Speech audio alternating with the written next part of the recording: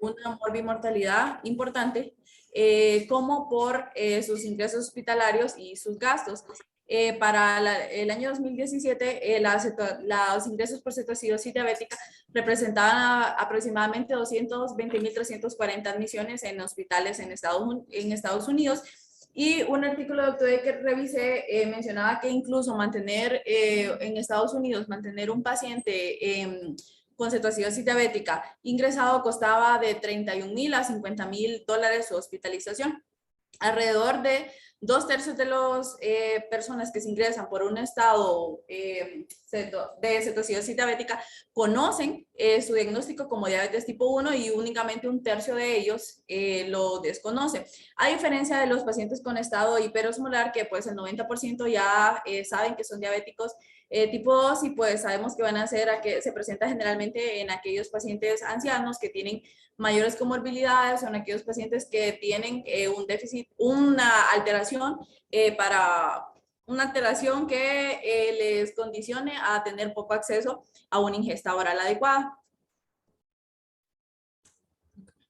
Bueno, la mortalidad aproximadamente, si se fijan, la mortalidad para la cetoacidosis diabética es de aproximadamente un 1%. En realidad no es una mortalidad muy elevada, a diferencia del estado hiperosmolar, que el estado hiperosmolar tiene una mortalidad más elevada, pero hay que tomar en consideración que generalmente son pacientes que se presentan después de los 65 años, son pacientes que se presentan con comorbilidades. La tasa de admisiones hospitalarias por estado hiperosmolar siempre va a ser más baja que la tasa de admisiones por cetoacidosis diabética. Y acá la literatura mencionaba que incluso esto se puede pues presentar porque los pacientes con cetoacidosis diabética son pacientes jóvenes que dejan de utilizar la insulina, que es la causa más frecuente por la cual se desencadenan estas patologías después de las infecciones, que dentro de las infecciones las más frecuentes son las de tracto urinario y las neumonías, porque muchos jóvenes le tienen miedo a la insulina, y uno de los miedos más frecuentes, por así decirlo, es el miedo a engordar o el miedo a tener hipoglicemia, porque aquellos pacientes que dejan de utilizar la insulina son aquellos que tuvieron en algún momento un pico de hipoglicemia. Pues como les mencionaba, en sí la mortalidad de ambas entidades va a depender no en sí del estado hiperosmolar o de la cetoacidosis diabética, sino en sí de la patología subyacente que tenga el paciente, o en este caso de la patología desencadenante. También acá quiero mencionar otro término que es conocido como cetoacidosis diabética euglicémica. Esa cetoacidosis diabética euglicémica se puede presentar más o menos en el 10% de los pacientes y se debe a pacientes que consumen alcohol, se presenta más en pacientes jóvenes, también se presenta en pacientes que están siendo manejados con inhibidores de CGLT2 y en mujeres embarazadas. Esa cetoacidosis diabética euglicémica generalmente se manifiesta porque hay niveles de glucosa menor a 250 miligramos por decilitro, pero esos pacientes sí tienen grados variables de acidosis metabólica y sí tienen cetonas presentes tanto en sangre a una dilución de 1.4 y o cetonas presentes en orina. También como causa de ambas entidades, como lo platicábamos ayer, debemos de considerar todos aquellos fármacos que interfieren con el metabolismo de carbohidratos, como ser los glucocorticoides, la hidroclorotiazida, también los simpático-miméticos como la dobutamina, y los antipsicóticos, generalmente los antipsicóticos atípicos, y dentro de estos los de segunda generación. Y también acá se me olvidó mencionarles que esta mayor tendencia de admisiones por cetoacidosis diabética pues se presenta mayormente en aquellos pacientes menores de 45 años, a diferencia del estado hiperosmolar, que las tasas de hospitalización se presentan en pacientes mayores de 65 años. Bueno, también como ya muchos lo hemos escuchado, ambas entidades pues cumplen una triada que en sí lo que comparten entre ambas pues es la depresión de volumen, los grados variables de insulinopenia, que puede ser una insulinopenia absoluta o relativa, y pues la hiperglicemia, que generalmente va a ser pues más marcada en pacientes con estado hiperosmolar, porque esos pacientes pues tienen una deficiencia de líquidos más profunda, que también contribuye al aumento de la osmolaridad y aumento de la hiperglicemia, pero lo vamos a hablar más adelante en la fisiopatología.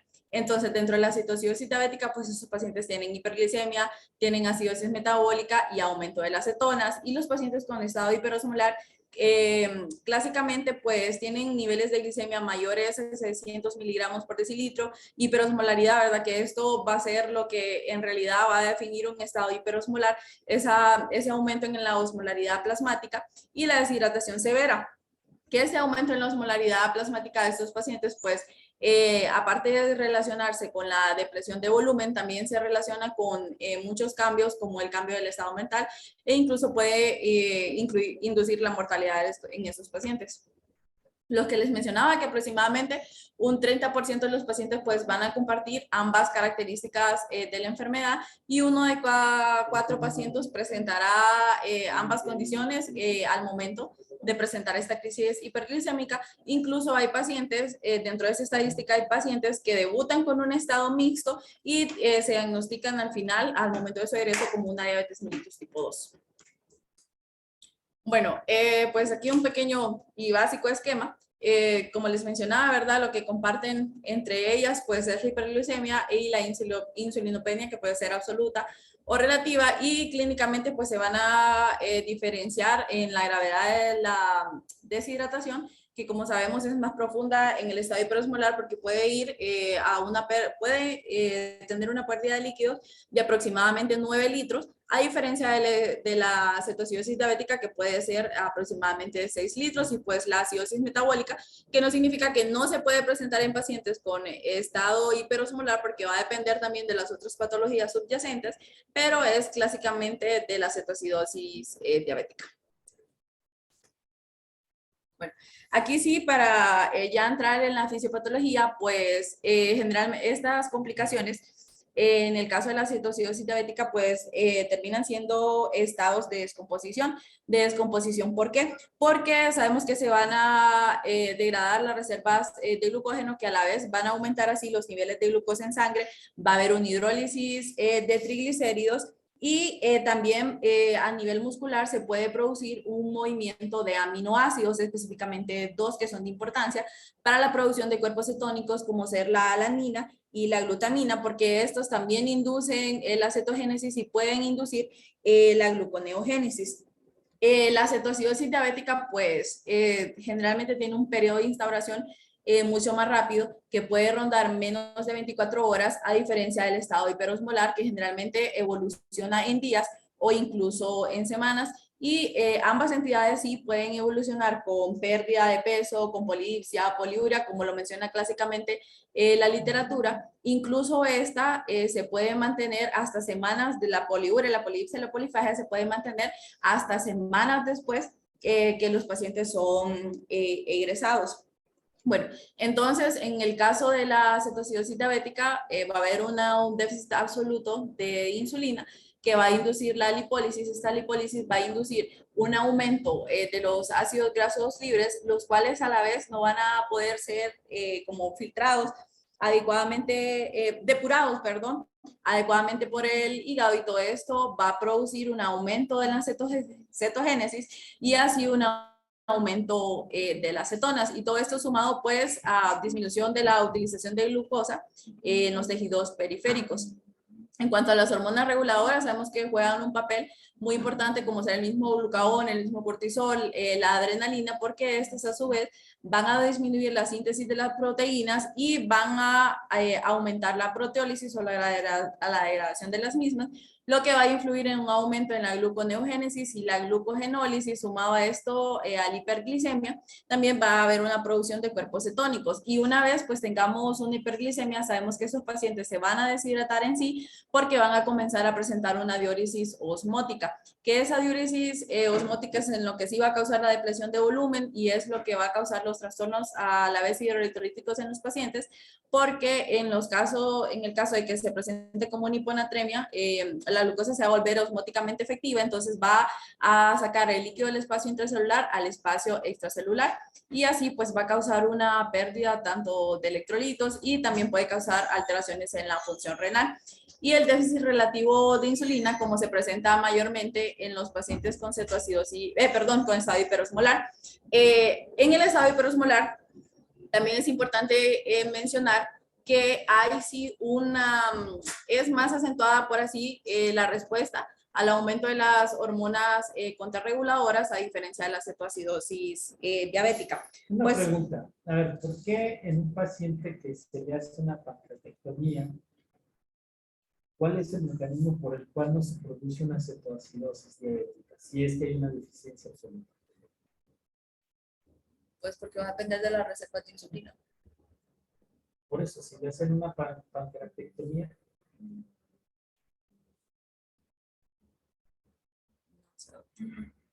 con todo lo que explicaste, es para ver si entendiste o te lo aprendiste muy.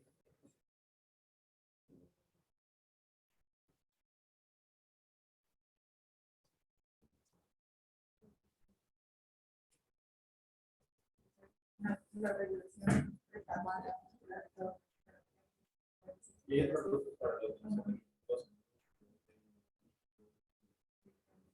A lo que quiero llegar es qué factor o qué hormona influye precisamente en este desarrollo de la formación de cuerpos cetónicos. el cortisol. El glucagón. Entonces, ¿por qué en una pancreatectomía no produce eso? Porque le quitas esa hiperglucagonemia que puede existir, o sea, busca vías alternas para generar energía. Y el glucagón es un factor importante para precisamente meter a estos cuerpos cetónicos, bueno, a estos ácidos grasos libres en formación de cuerpos cetónicos. Esta es una de las diferencias muy importantes, pero para que veas que es que vas muy rápido. Y bueno, yo sí te entiendo y creo que muchos te entendemos, pero creo que trata de ser muy, modular un poquito tu tono de voz para que los demás lo vayan captando. ¿No? O sea, relajada, no pasa nada, pero vas muy rápido, muy rápido. Entonces creo que sería muy importante esa parte.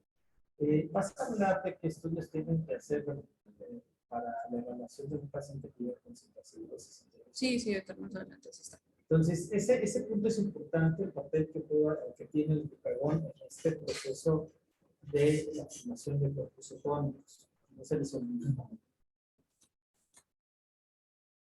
Bueno, eso era con respecto a la fisiopatología.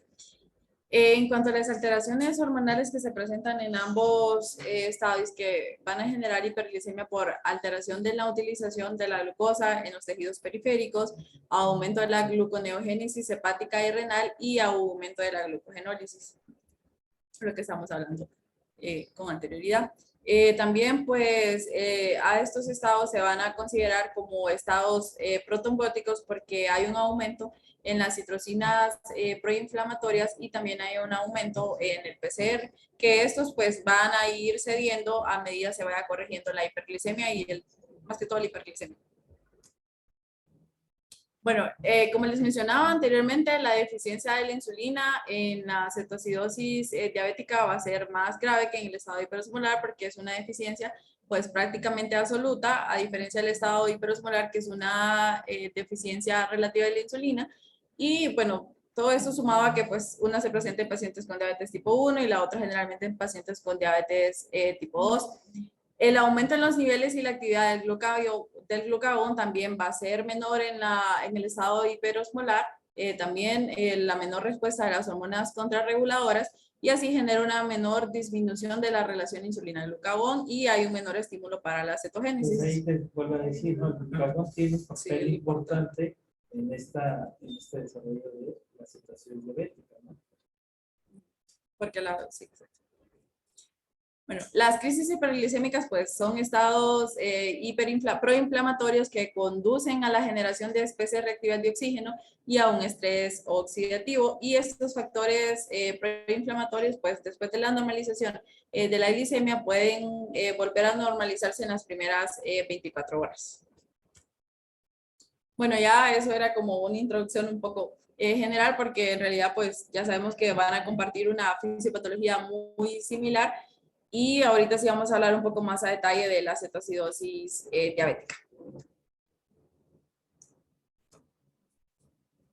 Bueno, hay una alteración severa en el metabolismo de carbohidratos, proteínas y lípidos. Es un estado catabólico que se caracteriza pues por una degradación y que termina por generar ese estado de hiperglicemia y esta formación de cuerpos cetónicos. También hay un aumento en la producción de alanina y las glutaminas, que estas dos pues pueden inducir por sí solas un aumento en la gluconeogénesis y la glucogenólisis. La acidosis metabólica suele ser el principal hallazgo y uno de los hallazgos diferenciales entre ambas entidades, y la glucosa sérica a menudo pues se encuentra entre 350 a 500 miligramos por decilitro. También el hecho de que un paciente tenga hemoglobina glicosilada mayor a 9% se asocia con un aumento hasta 12 veces de tener mayor incidencia con la descetoacidosis diabética.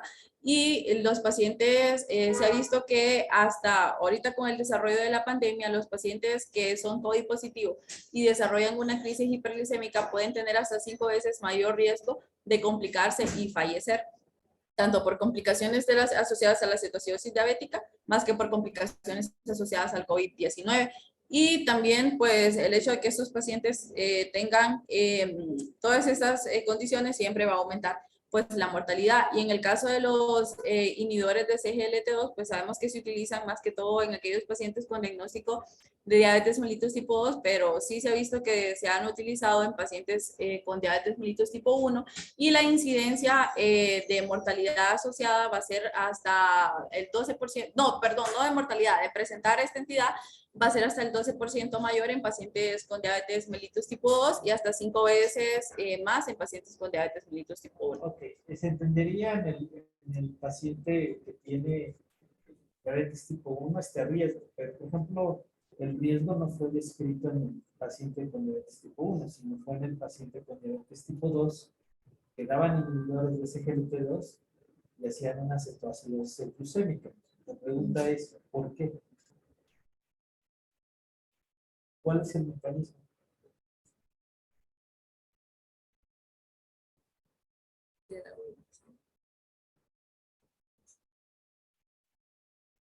¿Alguien?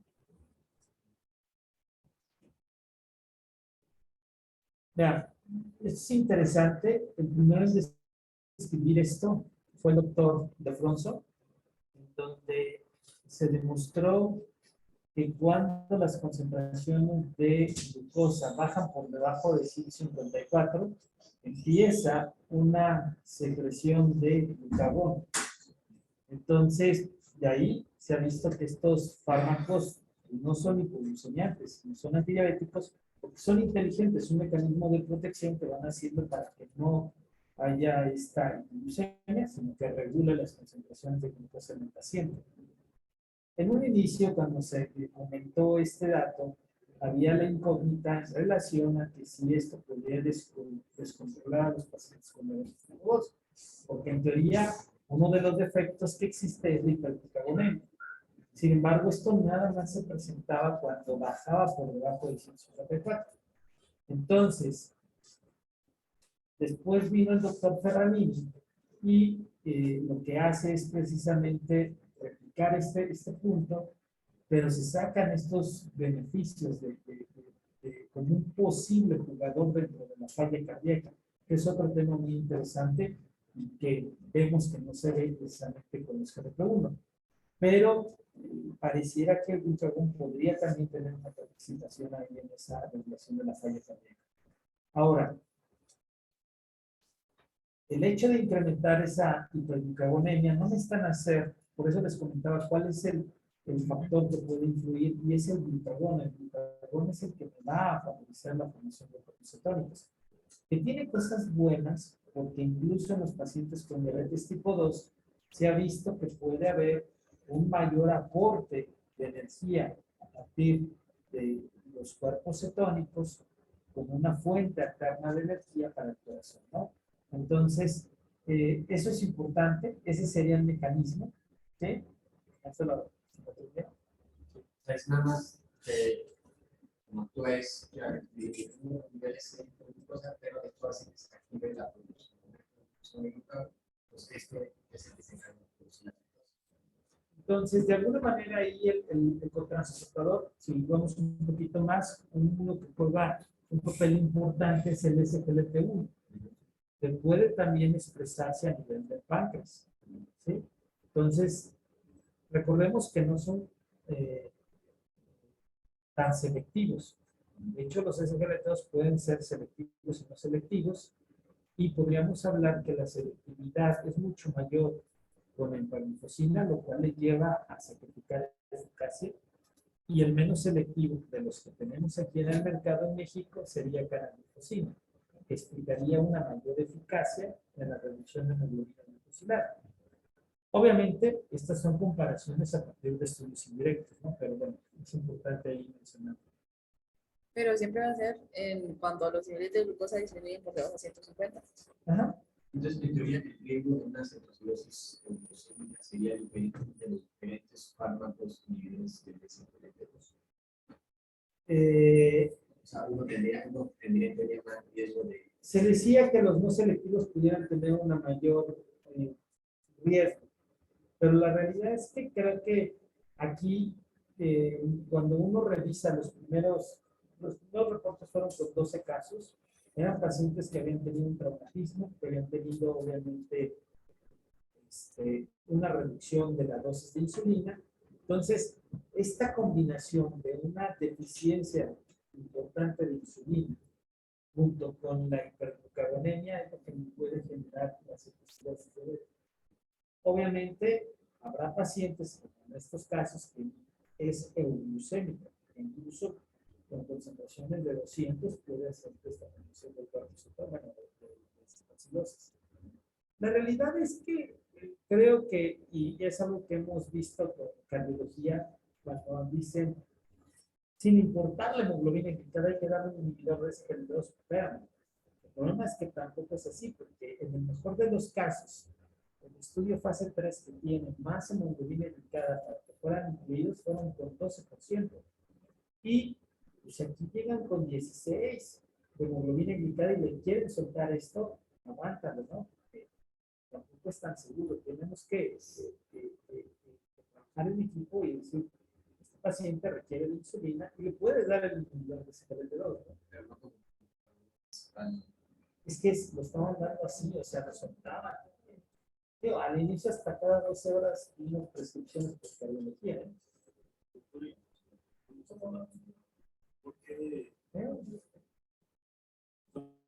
¿Por qué los estudios se hicieron?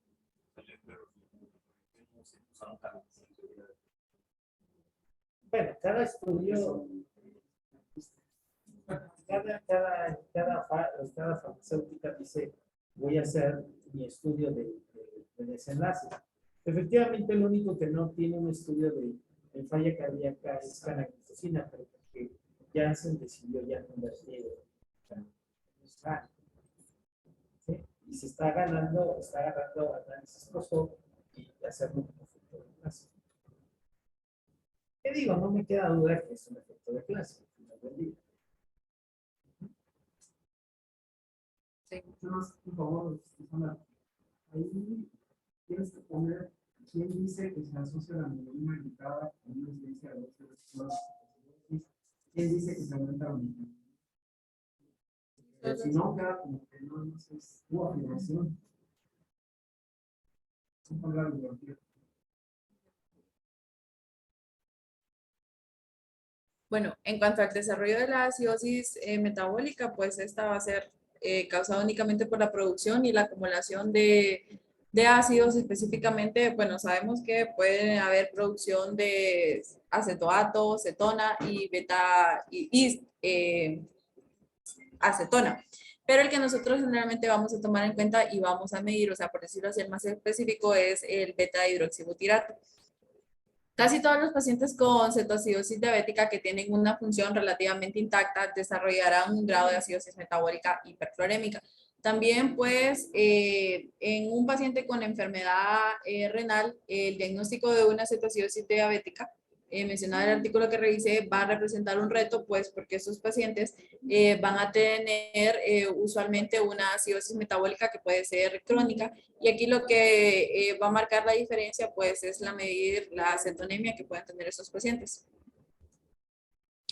También se puede presentar una cetoacidosis diabética recurrente que se presenta mayormente en pacientes jóvenes, como les mencionaba, muchos de esos pacientes jóvenes por el hecho de tener un cierto miedo a la insulina, comienzan a omitirla y también a presentar estos periodos de recurrencia o por miedo también a presentar hipoglicemia, porque la mayoría de ellos ya tuvieron un episodio previo de hipoglicemia. También puede deberse a trastornos alimentarios, también el uso de cocaína y también anteriormente, cuando comenzaron a salir los dispositivos de infusión continua, había un mayor riesgo de cetoacidosis diabética, pero pues ahorita con los avances ya se ha visto que eso ha disminuido.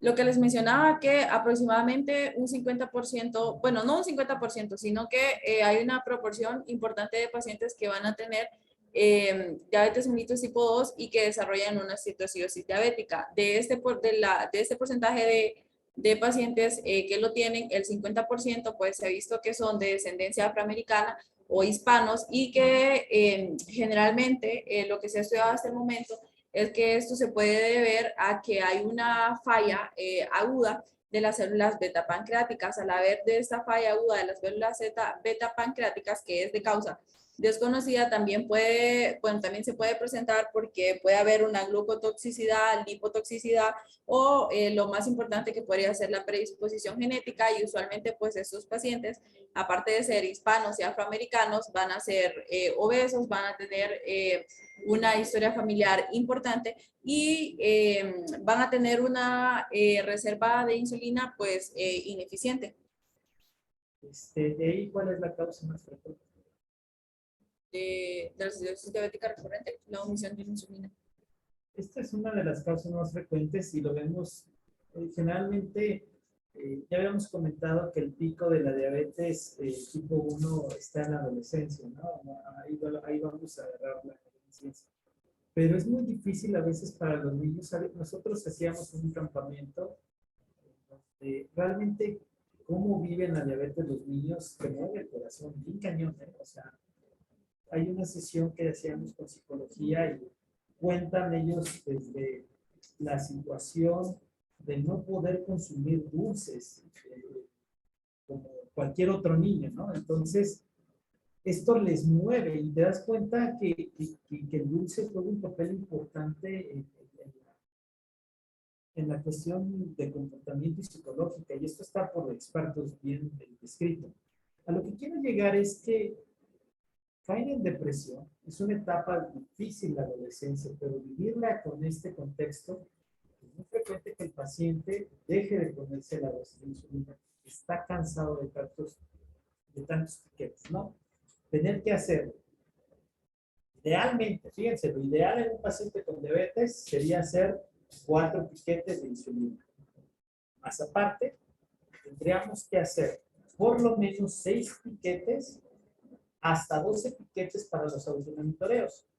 Entonces, esto es realmente muy, muy fuerte, y en un paciente que vean así es importante el apoyo por psicología. Ahí juega un papel muy importante psicología. Hay un metanálisis bien interesante de si pudiera o no ayudar el apoyo con psicología con TM1, y aunque de entrada no influye en la hemoglobina glicosilada, sí influye en algunos de calidad de vida. Entonces, creo que esto es muy importante. No lo dejen, no lo suelten. Creo que se debe de apoyar en esta cuestión con los pacientes con hemoglobina. Y otros son procesos infecciosos, ¿no? Que es también frecuente como una de las causas para tener esta cetoacidosis. De los afroamericanos hispanos recién diagnosticados con situación de diabetes tipo 2. ¿Qué tanto es quizá algo genético o está relacionado con los hispanos de forma genética, o que es una población vulnerable? Realmente te diría que ahora sí aquí aplicaría lo que dice el doctor, de dónde lo sacó. Realmente yo te diría que no lo veo de esa manera. Creo que la cetoacidosis diabética, si se manifiesta, como hemos comentado, primero tiene que haber un déficit muy importante de insulina, y segundo, que aquí el glucagón juega un papel importante dentro de todas esas contrarreguladoras, es muy importante. Entonces, No lo veo así. Creo que el paciente pudiera ser a lo mejor cuando tienen un componente muy temprano, eh, pero yo más bien quizá checaría la traducción. Les diría que muchos de estos pueden ser a lo mejor una nada. Son pacientes jóvenes que probablemente se sospechó que tenía diabetes tipo 2 y en realidad, ajá, entonces se dejan con antidiabéticos, no funciona y llegan después con una cetoacidosis. El cuadro de severidad sí está determinado por el número de anticuerpos. Como habíamos comentado, si tenemos el antigen 65, podría ser a veces con una sola dosis de insulina suficiente. Ahorita acabo de ver una paciente privada que salió positivo en la antiinsulina, GAT 65 y A2 negativo, y lo tengo nada más con NTH y con eso está jalando, ¿eh? Y tiene una hemoglobina glicada de 5.9. Entonces, y está embarazada. Entonces, uno diría, bueno, ¿por qué no tiene Vasalbol? ¿No? O sea, ¿por qué Vasalbol? Cuando veo el tiempo en rango, 76% está en rango, que en el embarazo debería ser diferente, pero no porque, digo, en el embarazo lo ideal es tener 90% de tiempo en rango, ¿no? Eso de ahí cambia. Sino porque estaba también haciendo muchas producciones. Yo apenas la acabo de captar. Por eso creo que si disminuyo, bajé dosis, espero que con esto pueda meterla más en tiempo en rango. En cuanto a la presentación clínica, pues la cetoacidosis diabética suele evolucionar rápidamente en un periodo menor a 24 horas. También se puede manifestar como poliuria, polidipsia, pérdida de peso o síntomas neurológicos. En cuanto a los síntomas neurológicos, pues sí se menciona en la literatura que van a ser más frecuentes en aquellos pacientes que desarrollan un estado hiperosmolar hiperglicémico. Y según lo que revisé, pues todavía estaba en debate del por qué estos pacientes desarrollaban grados variables de alteraciones en el estado de conciencia. Algunos pues mencionan que puede ser debido a alteraciones en el pH, otros mencionan que puede ser debido al aumento de la hiperosmolaridad, pero en realidad pues al final pues puede terminar siendo una combinación de todo. También esos pacientes pues van a hiperventilar, van a tener su acidosis metabólica, y en cuanto al examen físico, pues debemos de buscar en aquellos pacientes signos de depresión de volumen, que esta parte va a ser muy importante porque, como lo vamos a ver más adelante, también va a influir en la terapia inicial con líquidos que le vamos a dar a los pacientes, y entonces vamos a buscar aquellos signos como aumento de la turgencia de la piel, la resequedad de mucosa, los ojos hundidos. También desarrollan un olor afrutado, la respiración característica, la respiración de Kussmaul y la sensibilidad abdominal. En cuanto a la sensibilidad abdominal, sí se mencionaba que debería de hacer una evaluación bastante dirigida en estos pacientes, porque un porcentaje importante de ellos pueden confundirse con un abdomen agudo. Y aparte, estos pacientes van a tener por la misma cetosis, van a tener dolor abdominal, el cual va a ser intenso. Incluso esta se puede presentar con signo de rebote positivo, pero no usualmente con rigidez abdominal. También este dolor abdominal pues puede ser debido a que va a haber un retraso en el vaciamiento gástrico debido al acúmulo de cetonas. Puede ser secundario al desarrollo de un hilio, también por la misma acidosis o por los mismos trastornos hidroelectrolíticos. Y entonces muchas veces en el contexto de esta sensibilidad o dolor abdominal, generalmente se van a pedir para descartar pues amilasa y lipasa, pero por sí la cetoacidosis diabética puede causar un aumento en ambas, y lo que va a hacer la diferencia pues es evaluar la presencia de las cetonas. En cuanto al abordaje inicial, pues siempre debemos de evaluar el estado cardiorrespiratorio de los pacientes, el estado de volumen, que sabemos que generalmente va a haber un déficit, una pérdida de agua de aproximadamente 6 litros, las alteraciones en el estado mental, la evaluación de laboratorio, que es lo que nos va a apoyar en sí con el diagnóstico, evaluar la gasometría arterial y siempre evaluar un electrocardiograma. Aquí es cierto, hay algunos LADA que debutan ya muy tarde. Y ahí quizá por la edad, ya alguien de 45, 48 años, obviamente sí es importante el electrocardiograma porque puede ser una causa de infarto de este factor desencadenante. Y otra cosa, a veces dicen coma diabético y eso está muy, digamos, utilizado de manera coloquial para definir la cetoacidosis diabética. Entonces, realmente el estado mental, a diferencia del estado hiperosmolar, no se altera tanto en la cetoacidosis diabética. Sí, el paciente está muy alerta y esto está dado precisamente por la osmolaridad, ¿no? Que hay un valor donde empieza precisamente a alterarse el estado mental. Es mucho más frecuente encontrar alteraciones del estado de alerta en el estado hiperosmolar que en la situación diabética.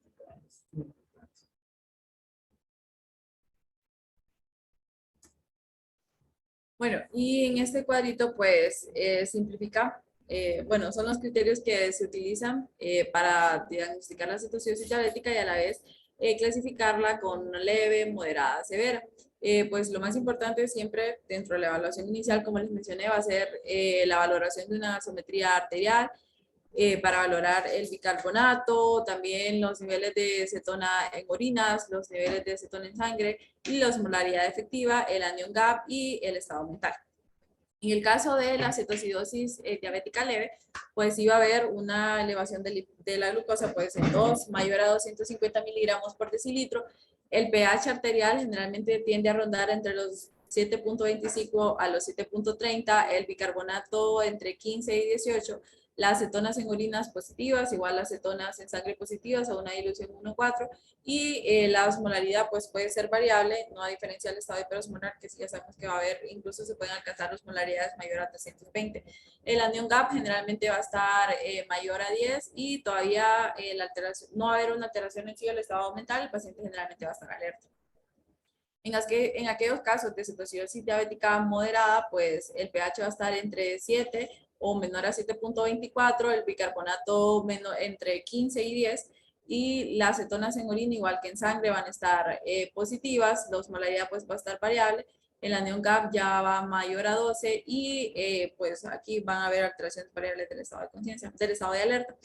Y en el caso de aquella cetoacidosis diabética severa, el pH pues va a estar más acidótico del paciente, los niveles de bicarbonato van a estar menor a 10, igual siempre la presencia de las cetonas positivas y la osmolaridad continúa siendo variable, el anion gap va a estar mayor a 10 y aquí sus pacientes pues por el mismo grado de acidosis ya se pueden encontrar en el estupor común.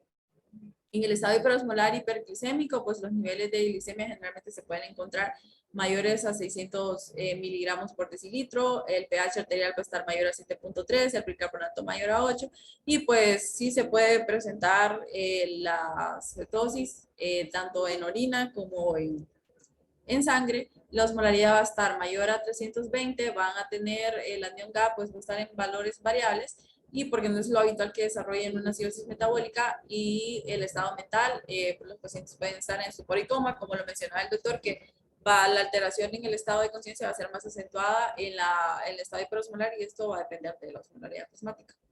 Entonces, no se les olvide cómo clasificar en leve, moderada y severa la cetoacidosis, que esto es muy importante, porque de ahí vamos a determinar cómo se puede manejar al paciente. Esto es fundamental.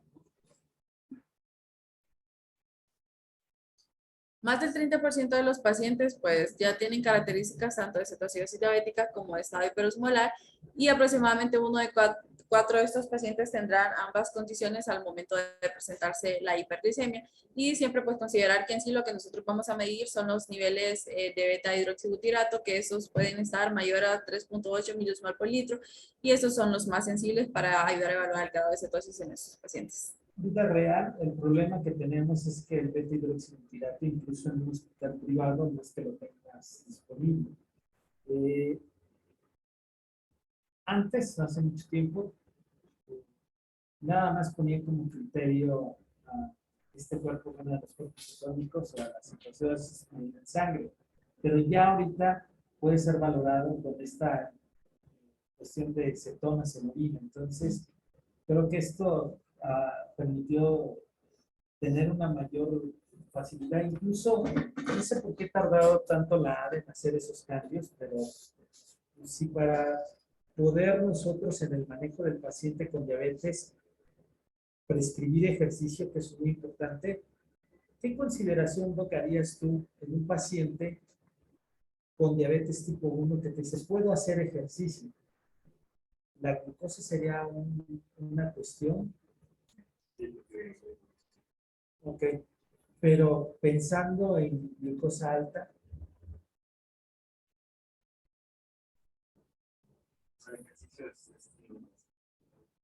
¿tiene qué? Ok, pero mi pregunta es, ¿habría una contraindicación para hacer ejercicio con glucosa alta? ¿Alguien? Yo esto se los pregunto porque es más la vida real, ¿no? A un niño que tiene diabetes o a un adolescente que tiene diabetes tipo 1, tenemos que decirle, antes de hacer ejercicio, te vas a tomar una muestra de glucosa.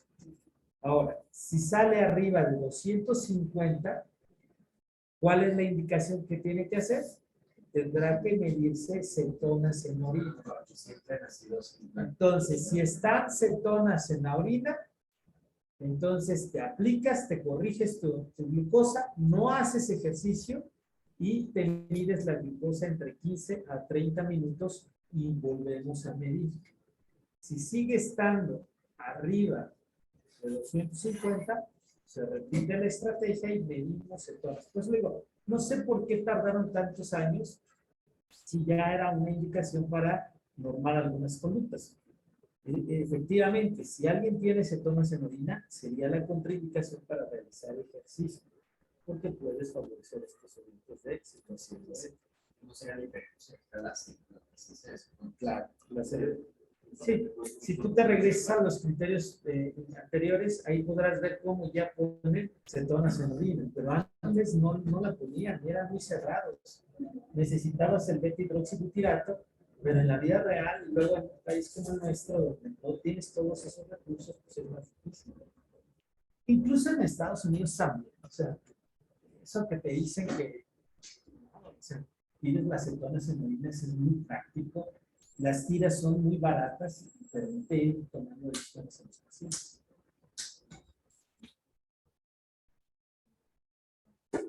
Bueno, realmente era lo que nosotros, sí, con 200 podemos hacer esta indicación, efectivamente, pero en donde digo la contraindicación es así, 250, porque ya tiene el primer criterio para cetoacidosis y hay presencia de cuerpos cetónicos, ahí se lo te corriges, evalúas a los 15-30 minutos. O sea que sí, no puedo hacer ejercicio. No.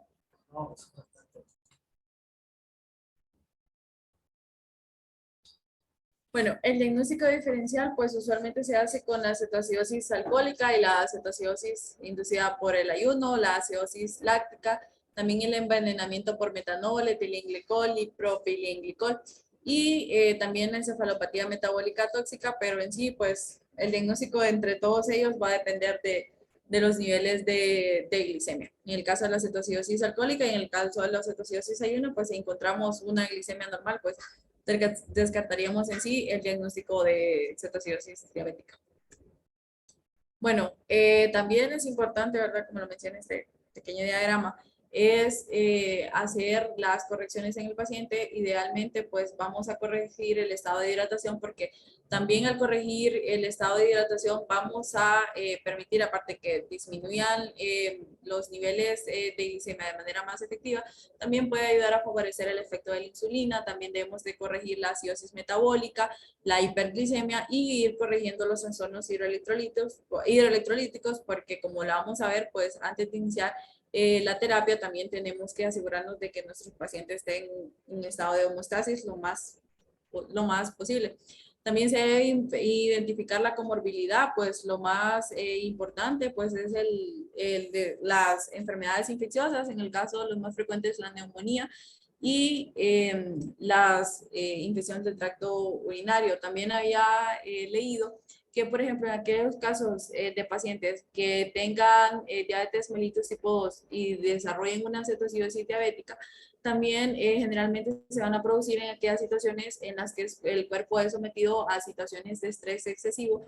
Por ejemplo, en pacientes con una pancreatitis grave, en pacientes que tengan un infarto agudo de miocardio, o en pacientes que tengan una sepsis grave. También, pues ya vimos que las drogas, como en el caso de la cocaína, predispone a tener recurrencia de esta enfermedad y también controlar los efectos adversos. También, pues, prevenir las complicaciones a través de las correcciones que vamos a ir haciendo. Debemos de evitar la hipoglicemia como una complicación aguda también que se va a dar generalmente al corregir, al intentar corregir la glucosa, también corregir la hipocalemia, evitar el edema pulmonar y sobre todo evitar el edema cerebral. No sé si quiere que continuemos. Yo creo que ya no. Ahí. ¿Sí? No sé si hasta aquí hay alguna pregunta. Entonces, pues sí, yo también estoy de acuerdo con lo que dice el doctor, hay que ponerlo. Sí, es que se me fue, perdón. Pero sí lo saqué, si era cierto de los Y hay que americanos. revisar ese dato. No me volví a revisar, pero sí es cierto. ¿Preguntas? Yo sin duda es que vas más adelante. Por eso,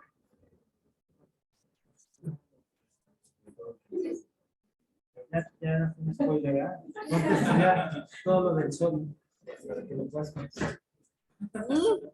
Gracias, Iván. Gracias, amigo. ¿Podemos continuar el lunes? Mañana tenemos revisión de la matrícula. Ah, ok. ¿Sí? ¿La acordó? Sí, no, sin problema. Le quería consultar. ¿Cómo se hacen los métodos? Para ver si están satisfechos. En cuanto a Ok.